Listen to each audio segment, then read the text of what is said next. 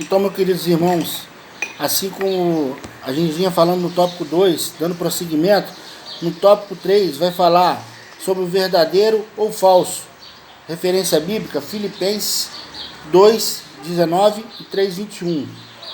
É possível notar no teor desta carta a ênfase dada ao caráter do obreiro cristão. O apóstolo deseja que a igreja tenha como discernir entre o que é falso e o que é verdadeiro. A gente vai ver nesse tópico aos homens de honra, o povo da cruz.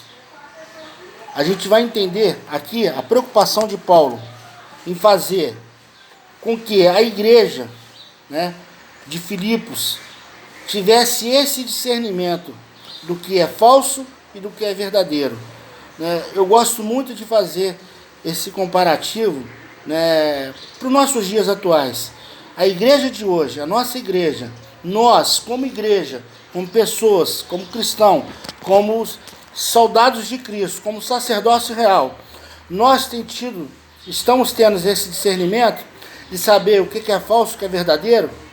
Graças a Deus, eu agradeço muito a Deus, glorifico muito a Deus pela nossa igreja, pelos ensinamentos da nossa igreja.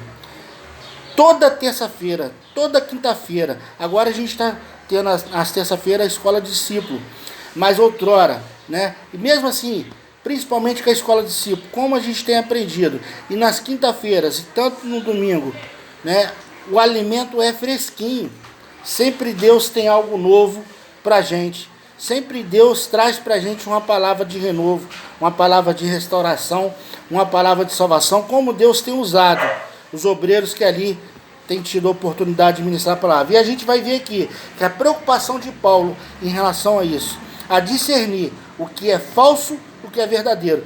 E verdadeiramente a igreja de Filipos, ela teve esse discernimento. Paulo ele conseguiu transmitir aquele caráter cristão, ao qual era modelo real do caráter de Cristo na vida dele, para a igreja de Filipos. A gente vai ver que no início da carta, a gente vai ver que no início do estudo, ele fala de forma contagiante em relação à igreja de Filipos. Por quê?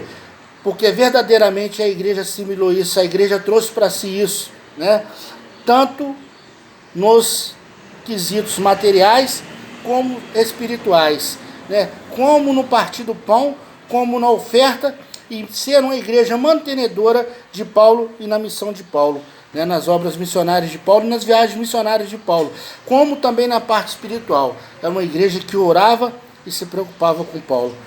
Como é interessante, irmãos, a gente trazer isso para os nossos dias. Qual tem sido o nosso limite, em buscar a face de Deus? Qual tem sido o nosso limite em buscar os ensinamentos de Deus? O que tem limitado a nós a buscar o entendimento da palavra e buscar a cada dia aprender mais na presença de Deus?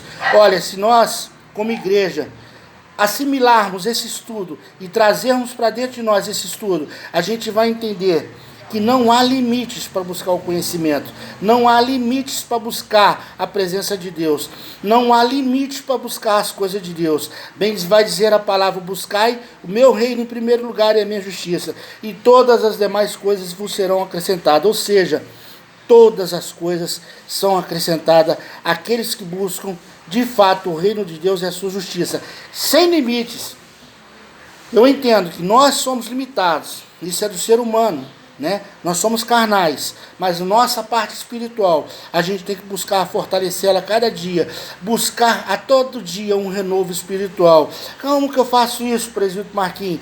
Qual a receita para isso? A receita, meu irmão, meu amado irmão oficial, a receita, meu querido amado irmão que está nos acompanhando nesse vídeo, a receita é simples, é buscar a face de Deus, abrir a sua Bíblia, buscar a meditar todos os dias, orar sem cessar. E eu sei o que eu estou falando. Quantos momentos difíceis eu passei, quantos momentos difíceis eu vivi na minha vida, mas em todas elas, na minha limitação, Deus me fortaleceu. E eu acho muito interessante, Paulo naquela prisão, sofrendo a questão do calabouço, o isolamento, e ele não deixou de pregar o evangelho, ele não deixou de fazer a obra de Deus.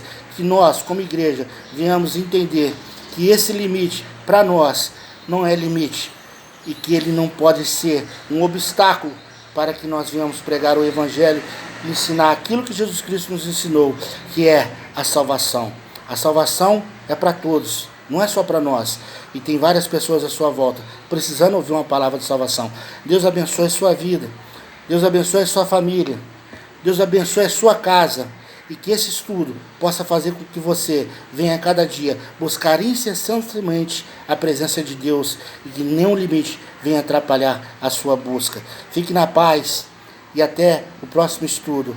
Deus abençoe a sua vida, meu irmão, em nome de Jesus Cristo de Nazaré.